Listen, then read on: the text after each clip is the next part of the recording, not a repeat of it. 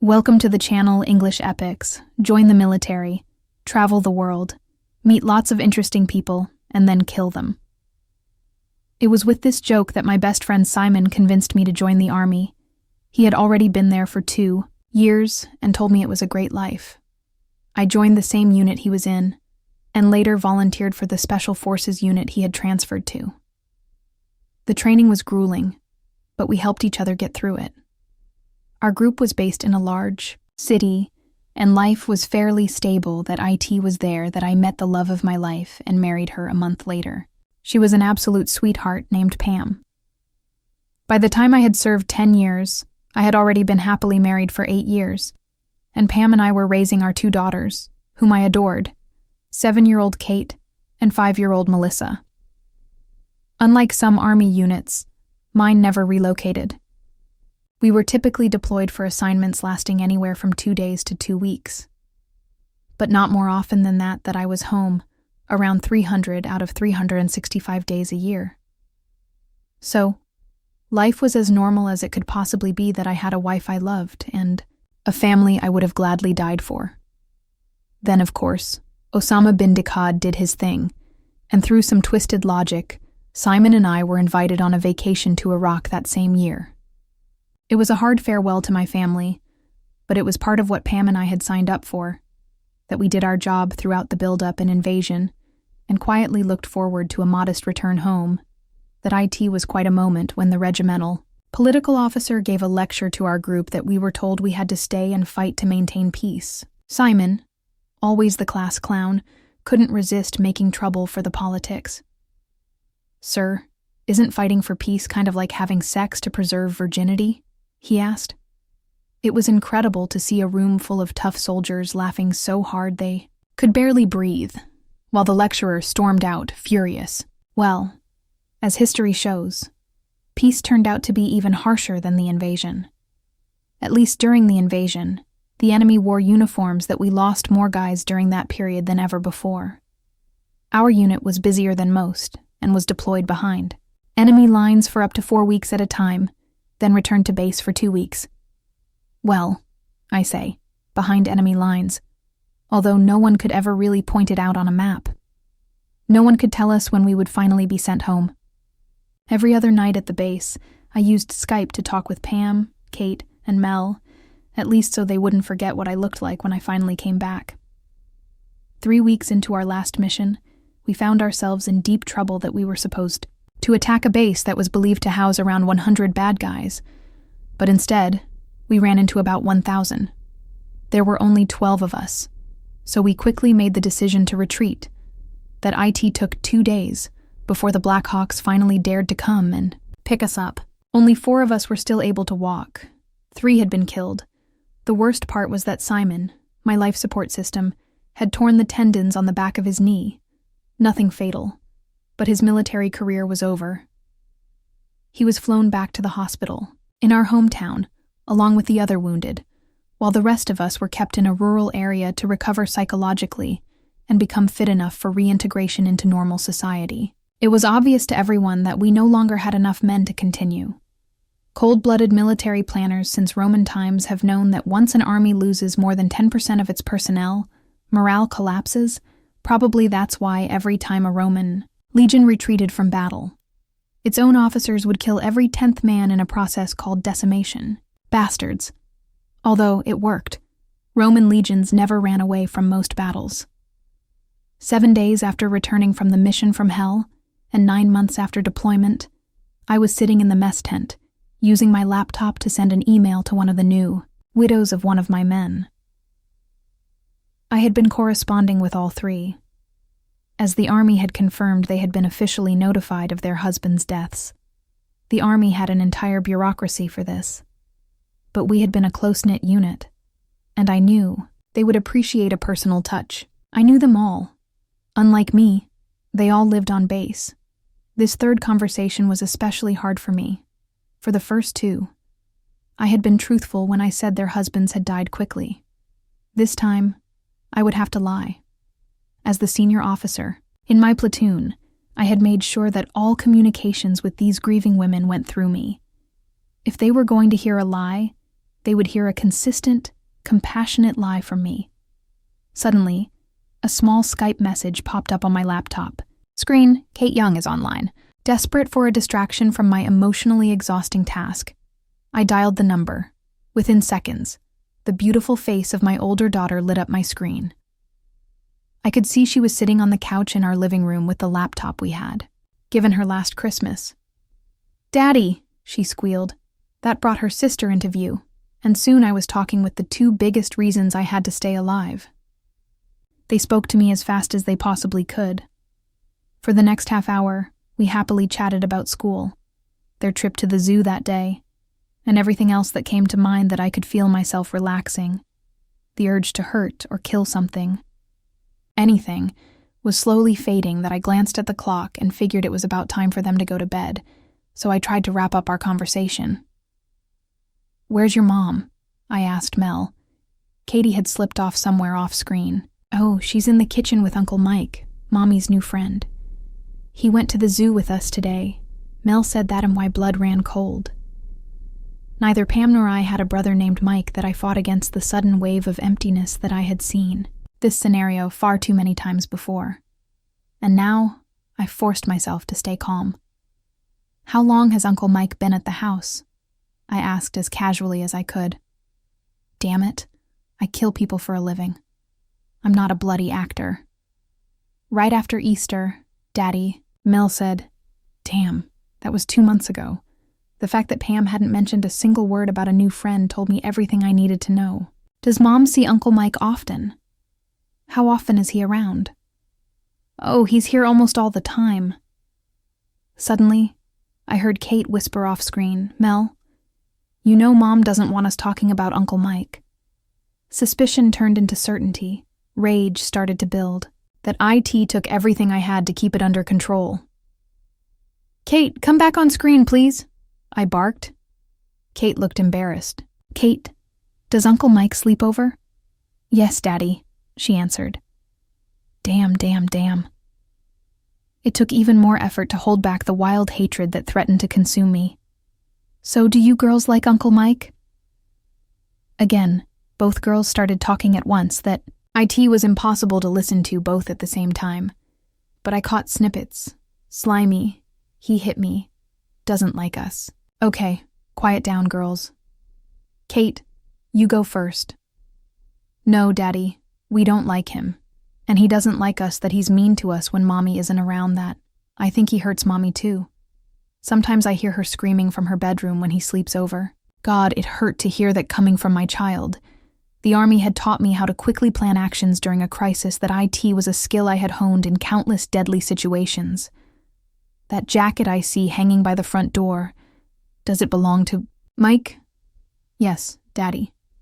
"Please go get it, Kate, and check if there's a wallet in one of the pockets." She did exactly what I asked, and within 5 minutes, I had Uncle Mike's full name, address, and driver's license number. There was also a security card from his employer. After Kate helped with that, she went to the garage and got the information about his car, the make, model, and license plate number. "Okay, girls, I'm going to make a quick call. It'll only take a few minutes. Leave your screen on and wait for me to come back, all right?" My call took more than 10 minutes. Thank God Simon's wife, Julia, was home and hadn't gone to the hospital. Then I returned to the screen and called the girls back. "All right, my beautiful princesses, would you like to go stay at Aunt Julia's house for a few days?" That was always a popular suggestion. Julia and Simon had 3 children around the same ages as my daughters, and they were all good friends. "Daddy, we haven't seen them in forever." Mel squealed that so Pam had been hiding from our friends. "Well, go to your rooms and pack some clothes and toys, just enough for a few days. Aunt Julia will be by to pick you up soon. And Kate, please, take the laptop into the kitchen and set it up facing your mom that I want to have a word with her. Then you can pack your things." "Okay, Daddy." She said that I got a little virtual tour of the house as the laptop was carried toward the kitchen. When the kitchen door opened, I saw Pam and a young man sitting at the table with a bottle of wine between them. They didn't even notice Kate placing the computer at the edge of the table that in fact, they were so caught up in their own little world that they didn't react until Kate said, "Mom, Dad wants to talk to you." Both of them spun around as if they'd been struck and stared at the screen. Pam's face looked terrified, and the man looked like he wanted to crawl under the table. "Hi, Pam, how's it going? This must be your new friend, Mike." Their lips moved, but no sound came out, so I continued. "Come on, Pam. You must have known you'd get caught eventually. You must have prepared a little speech for me, right?" It was obvious she hadn't. She tried to bluff, completely unaware that she was the worst liar in the world. It couldn't have been more obvious unless she had a flashing light on her head that lit up every time she tried to lie to me. "He's just a friend, Davy." "That's bullshit, Pam. The girls already told me this asshole has been sleeping with you for the past few weeks." Eventually, Pam decided to come clean. Her heroic boyfriend tried to get up and leave, but she grabbed his hand and yanked him back down into his chair, that I waited while a series of possible answers flickered across her face, that IT was like watching a movie. "I'm sorry, Dave, but I got so lonely while you were away that I met Mike, and we fell in love." She fell silent that I wanted to be angry at them, but I knew it wouldn't accomplish anything that I forced a calm tone and continued the conversation. "That's all bullshit, Pam. This is the first time I've been away for more than 2 weeks in the 9 years we've been married. Before we got married, I warned you about the kind of life we might have, and you accepted it." She didn't seem to understand what I was even talking about, that I continued. "For the record, dear, the proper sequence should have been to wait until I got home. Wait until I was no longer in a country where a moment's distraction could get me killed. Then, when I was safely home, you should have told me you wanted to leave me and given me a chance to fix it. After we split up, you could have gone and slept with that piece of shit sitting next to you." Staring at the table, Pam mumbled, "I'm sorry, Dave. It already happened." "So what now, Pam? You're just going to leave me and sail off into the sunset with this idiot?" She didn't even have the courage to look up. She just nodded. "And in your little fantasy world, you were just going to take my children away from me too, weren't you?" Something in my tone made her flinch. It was obvious the possibility that things might not go her way had never even crossed her mind. "Listen, Pam, you know I've always been interested in psychology. Do you remember all our discussions about what shapes children, nature or nurture, genetics or environment? Well, if the kids went with you, they'd have the genes of a deceitful, adulteress, and be raised in an environment of liars and cheaters. Believe me, you miserable excuse for a mother, that is not going to happen." Pam leaned back in her chair as if she had been struck. She had just heard the first, second, and third truly insulting words I'd ever said to her, all packed into one sentence. Finally, the idiot decided to come to her defense. "Now wait just a minute. Shut up, asshole. Another thing the army teaches you, how to make people on the other side of the parade ground obey instantly that he shut up." At that moment, the screen shifted, and Pam said she was going to open the door that I told her to wait. "That's Julia coming to pick up the kids, that she's taking them to her house tonight, and will take them to school tomorrow.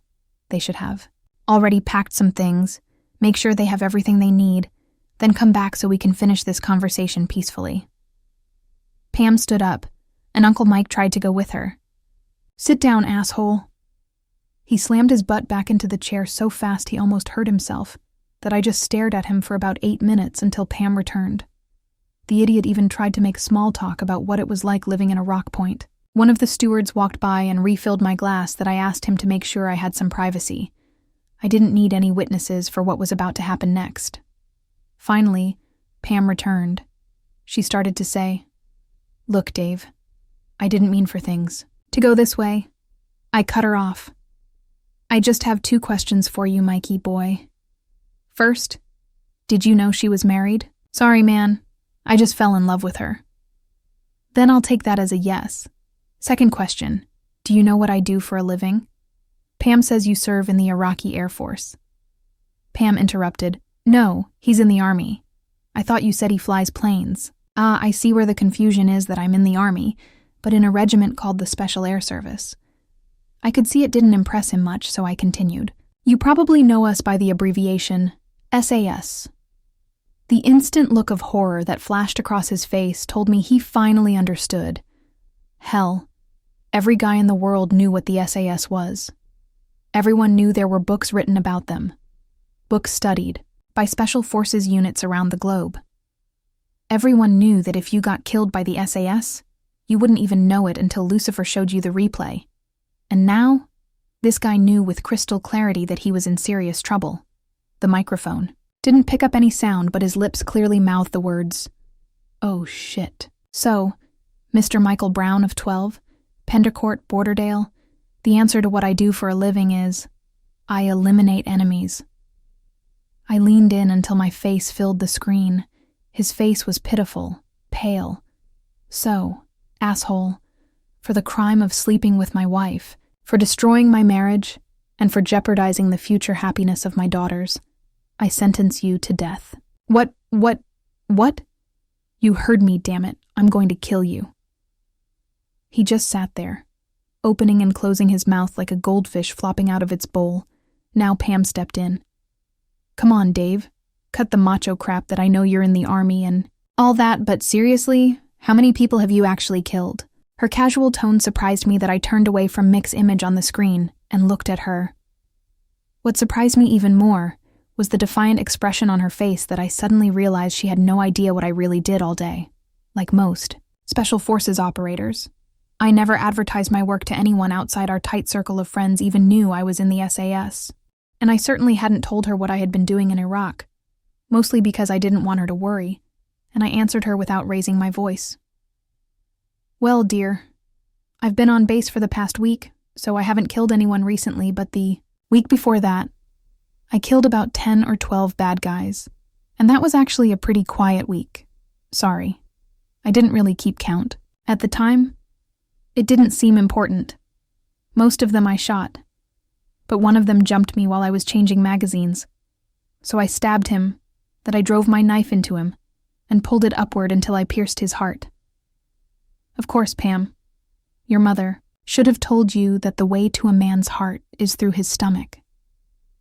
Thanks to the magic of video calls, we stared at each other from opposite sides of the world. What she saw now was a stranger, someone she now understood, with deadly certainty, was very dangerous and very, very angry, and I saw a woman who had suddenly become mortally afraid. Dear, you should know, I never hated any of those men. They were just doing their jobs that I felt absolutely nothing for the man I took out. Even as I watched the light go out in his eyes, now imagine what I'm capable of doing to someone I actually hate. I heard a gurgling noise from Mick the shithead, so I turned my attention back to him. You're still here, asshole. The farther you get from my house, the longer you'll live. My knife has a date with you, and that's a promise you'd better remember. With a loud groan, he shot out of his chair and bolted off screen that I heard the door slam behind him. Now she was the one looking like a goldfish that I let her gather her thoughts, though from the expression on her face, they weren't good ones. Finally, she whispered, Are you going to kill me too? That stopped me that I hadn't yet decided on her sentence. Pam, sorry, I haven't decided yet. What I do know for sure is this.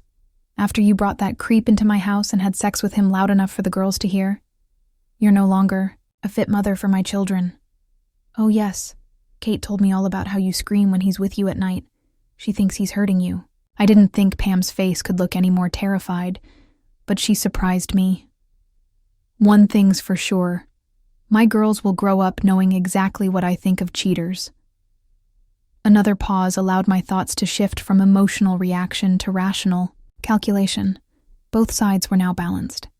You know, I continued, there are quite a few studies suggesting that the death of one parent can actually be less damaging to children than a chaotic divorce. It was no surprise that Pam didn't answer that. She was smart enough to realize that in that simple statement, there were two options, and neither one was good for her. No, Pam, I think it would be difficult for me to kill you that I loved you, and until today, I had no reason to believe you were a bad mother. Before she could get too hopeful about that, I continued, Here's the deal, Pam, that if I ever find you with little Mikey again, I'll kill you too. That if you go to the police, I'll kill you. That if you don't have divorce papers ready for me to sign when I get home, I'll kill you. Do your homework, Pam. Think about how many murderers have been convicted when no body was ever found. That I can promise you, your body will never be found." I let that sink into her mind. She was close to collapsing. "Are you really going to kill Mike?" she asked. "Pam, this country has changed me, that I've watched so many friends die, and I've killed so many people that there's only a piece of humanity left in me. Killing Mike won't even cause a moment's hesitation. Oh, Pam, if only you had done this in a way that had even a shred of dignity, I might have understood." For the first time, Pam burst into tears that I wanted to end it. "You'd better remember this, Pam. The divorce settlement will give me the house and full custody of the children. Your visitation will be entirely at my discretion, and I will do whatever is in the best interest of the kids when I return. You'll need to have found somewhere else to live. I'll cover your living expenses for a reasonable amount of time until you get back on your feet. I'll send you the contact information for an army lawyer. Civilian judges seem to listen to them very carefully. When I come back, I'll take a post as an instructor on base so I can be home every night with the girls. That will do just fine without you. One thing's for sure, I'm never coming back here. Before I got deployed, I was worried that I wouldn't be able to handle the gunfire. Turns out, that wasn't the problem. Now what worries me is how much of my soul will be left if I have to kill many more people. It's eating me alive. Good night, Pam. Don't bother me by email or phone until I return. That I'm not going to come home and fall apart. Just do everything I told you, and you won't have to wait long to start enjoying your happy little life. Not the life you could have had, but you made your choice. Now it's time to pay the piper." With that, I closed the connection. That I came home 3 weeks later and was joyfully reunited with Kate and Mel. That I tried to explain that their mom wouldn't be living with us anymore. They didn't fully understand. But the constant distraction from Julia, Simon, and their kids helped a lot. Every time they saw Simon, they would ask why he walked so funny. Each time, he gave them a different story, each one more fantastic than the last. When I got off the plane, the police were waiting for me. That El Shidhero must have been desperate.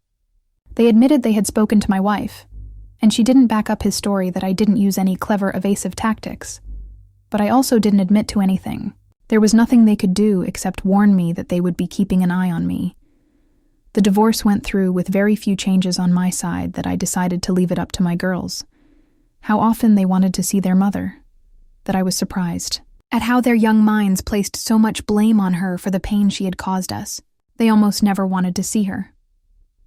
Of course, much later, I found out that Julia had played a part in that. Julia picked them up from school every day, and the fun they had with their old friends, Julia and Simon's kids, left little time for their distraught and uninteresting mother. Pam asked me once if there was any chance of reconciliation. I simply let the ruthless killer who now lives inside me look at her. The subject never came up again. That I, in fact, after that, she made sure we were never alone together. I had clearly scared her that I got a job as an instructor on base and was home every night. The girls received the best upbringing possible, but no matter what you do, a divorce always leaves an emotional mark. That's why psychologists recommend parents stay together unless violence is involved.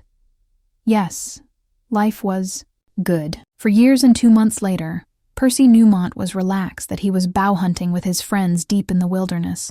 Hours could pass during these hunts without him once thinking about his old problems. That he glanced again at his friend, Peter. Peter and 2 others worked with Percy, and lately they'd been spending a lot of time together. Peter caught his glance and smiled. Yes, Percy thought, life was good. The only thing he missed out on with them was Wednesday night poker. That was when Percy had slept with Peter's wife. Moving 2 states away and creating a new identity had been hard and had financially ruined Percy. But it worked. That he knew that returning to Borderdale last month for his mother's funeral was a risk. That he felt a little foolish, disguised and hiding at the back of the church, trying to avoid any contact with his relatives.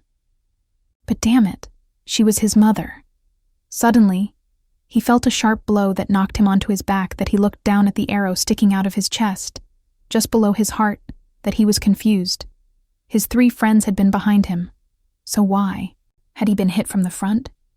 He blacked out, but regained consciousness after a while that he found himself alone with Peter. The others had gone to get help. Suddenly, the pain that had first overwhelmed him flared up again. What the hell was Peter doing? Grabbing the fletching of the arrow and yanking it sideways. And why the hell was he smiling? The pain became unbearable, and Mick blacked out again. 10 minutes later, he drowned in his own blood without ever regaining consciousness. The coroner looked down at the body without any respect. Every year they drag me out here when some dumb bastard accidentally shoots one of his friends. Dumbass hunters. 2 weeks later, Pam sat in her 12th floor apartment, crying. She had been doing that for the past 3 hours, ever since her latest boyfriend John had walked out. What's wrong with me? She thought. She reviewed her life over the past 4 years. She had truly believed that Michael was to blame for everything. She had married Dave because she knew her biological clock was ticking, and it was a way to have the children she desperately wanted. So when Michael came along, and she saw a new opportunity to have children again and a new soulmate, she hadn't hesitated. A month after Michael's disappearance, it finally dawned on her that maybe her love for him had been one-sided. Without even looking back at her, he had walked out of her life forever, leaving behind even his jacket and wallet. Desperate for some explanation, she went to his apartment and his workplace 2 days after he fled, but he was nowhere to be found. What hurt her most was that he clearly didn't care how she was doing after he left. A major source of her depression during the first year or so was her children. She had just begun legal proceedings, hoping to force Julia to return Kate and Mel to her, when David came back from Iraq and shut it down immediately. After that, whenever she called the girls, their conversations were strained, as if they were blaming her for something.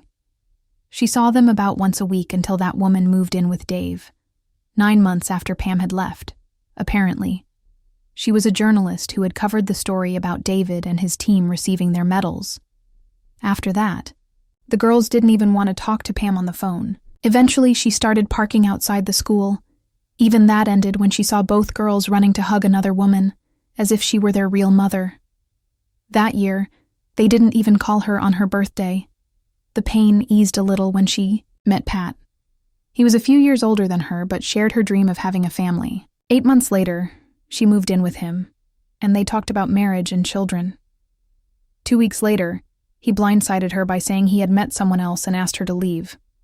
The same thing happened the following year with Randy.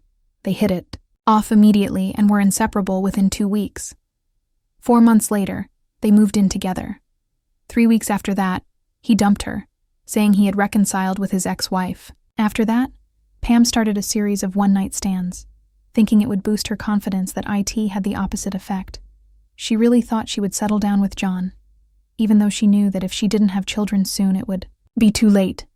She forced herself to move slowly with him. More than 12 months passed before she finally gave in to his gentle pressure and allowed him to move into her apartment. With a twinge of regret, she realized it was the best sex she had had since Dave.